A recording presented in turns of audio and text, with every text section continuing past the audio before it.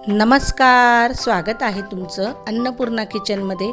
आज मी तुमच्यासाठी उपवासाचे साबुदाण्याची रेसिपी घेऊन आलेली आहे। आपण अनेक वेळा हे साबुदाणे हिरव्या मिरचीची तयार करतो, पण आज मी तुम्हाला लाल मिरचीची उपवासाचे साबुदाणे तुम्हाला करून दाखवणार आहे आणि ही रेसिपी खूप झटपट आणि चविष्ट तयार होते।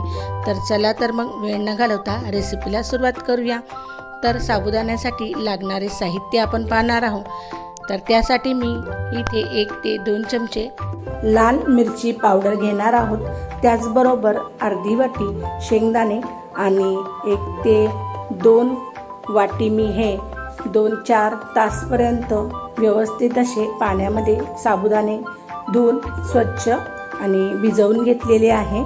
सहज हातात प्रेस होतील अशा प्रकारे आपण हे साबुदाणे भिजवून घेणार आहोत। आणि त्याचबरोबर मी इथे 2 ते 3 बटाटे हे साल काढून लांबसर कापून घेतलेले आहेत आणि स्वच्छ 2 ते 3 पाण्याने धुवूनही घेणार आहोत। लांबसर बटाटे कापल्यामुळे साबुदाणे हे खूप छान आणि मस्तही दिसतात, तर त्यासाठी मी लांबसर बटाटे कापून घेतलेले आहेत। तर सर्वात अगोदर आपण गॅसवर तवा ठेवून घेणार आहोत आणि त्यामध्ये आपण शेंगदाणे भाजून घेणार आहोत। तर गॅसवर तवा ठेवून तवा व्यवस्थित तापला की लगेचच आपण त्यावर शेंगदाणे घालून घेणार आहोत आणि चमच्याने व्यवस्थितपणे ढवळून घेणार आहोत।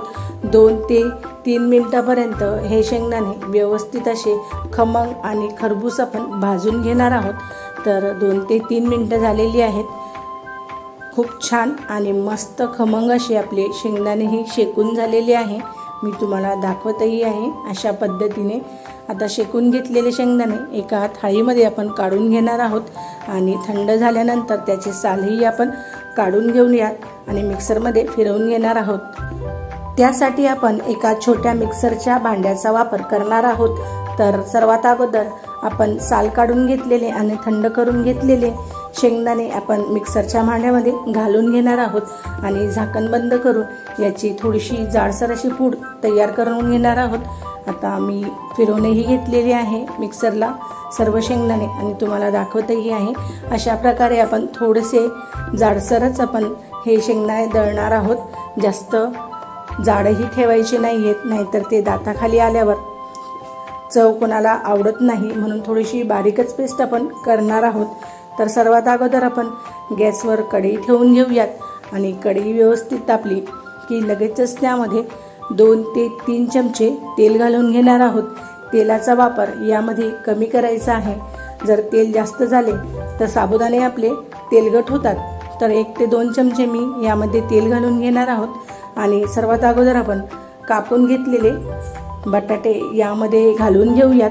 हळूवार पद्धतीने आपण हे बटाटे घालणार आहोत, कारण तेलही व्यवस्थित तापले आहे आणि बटाट्यामध्ये पाणी असल्यामुळे हे अंगावर उडण्याची शक्यता असते, म्हणून हळूवार पद्धतीने आपण बटाटे हे तेलात घालून घेणार आहोत आणि चमच्याच्या साहाय्याने व्यवस्थित असे सर्व बटाटे तेलामध्ये ढवळून घेणार आहोत। आणि ढवळून झाल्यानंतर आपण त्यावर लगेच झाकण ठेवून घेणार आहोत आणि मीडियम गॅस करून 2 ते 3 मिनिटापर्यंत हे बटाटे शिजेपर्यंत आपण व्यवस्थित असे तेलात फ्राय करून घेणार आहोत। आता 2 ते 3 मिनिटं झालेली आहे। मी तुम्हाला झाकण उघडूनही दाखवत आहे। आता सर्व एक्स्ट्राचे पाणी यातले निघालेले आहे आणि चमच्याच्या साहाय्याने आपण सर्व एकजीव करून घेणार आहोत। आता झाकण न ठेवता मीडियम गॅसवर आपण सर्व बटाटे आपण लालसर रंग होईपर्यंत छान असे तेलात फ्राय करून घेणार आहोत। 2 ते 3 मिनिटापर्यंत हे बटाटे छान लालसर असे फ्राय होतात। असं केल्यामुळे साबुदाण्यामध्ये बटाट्याची चव ही खूप छान आणि चविष्ट लागते। आणि आपण आता चमच्याने अशा एका बटाट्याला प्रेस करून बघितले तर तो सहज असा प्रेस होतो, म्हणजे आपले बटाटे ही व्यवस्थित तेलामध्ये फ्राय झालेले आहेत आणि शिजलेलेही आहेत। हे बटाटे आपण आता एका डिशमध्ये काढून घेणार आहोत आणि उरलेल्या तेलामध्ये आपण वाटून घेतलेले शेंगदाण्याचे पूड घालून घेणार आहोत। आता गॅसची फ्लेम ही पूर्णतः कमी करायची आहे, कारण की शेंगदाण्याची कूट हे पटकन जळल्या जाते, म्हणून खूप स्लो गॅसवर हे शेंगदाणे आपण लालसर होईपर्यंत शेकून घेणार आहोत अशा पद्धतीने। आणि शेंगदाणे हे लालसर झाले की लगेचच त्यामध्ये आपण भिजवून घेतलेले साबुदाणे घालून घेणार आहोत। आणि लगेच साबुदाणे घातले की चमच्याच्या साहाय्याने सर्व एकजीव करून घेणार आहोत। शेंगदाण्याची ही पूड पटकन तळाला लागते, म्हणून सर्वात अगोदर आपण साबुदाणे आणि शेंगदाणे हे एकजीव करून घेणार आहोत। आणि सर्व एकजीव झाले की लगेचच आपण त्यामध्ये आता लाल मिरची पावडर, त्याचबरोबर चवीनुसार मीठ आणि फ्राय करून घेतलेले बटाटे यामध्ये घालून घेणार आहोत। जर तुम्हाला आणखीन तिखट करायचे असेल तर तुम्ही मिरचीचा उपयोग हा वाढवू शकता, तुमच्या आवडीनुसार तुम्ही कमी जास्तही करू शकता।